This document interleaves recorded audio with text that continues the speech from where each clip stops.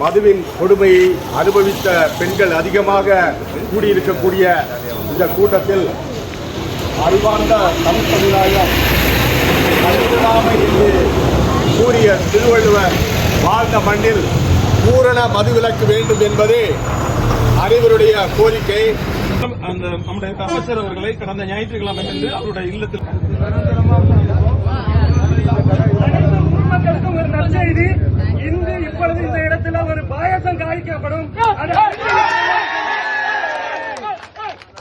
வெற்றி வெற்றி வெற்றி வெற்றி போராட்டம் வெற்றி போராட்டம் வெற்றி நன்றி நன்றி பொதுமக்களுக்கு நன்றி பொதுமக்களுக்கு நன்றி நன்றி நன்றி நன்றி.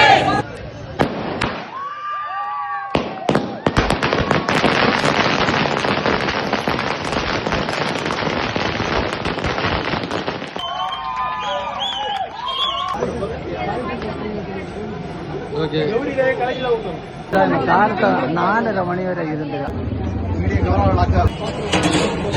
பைசா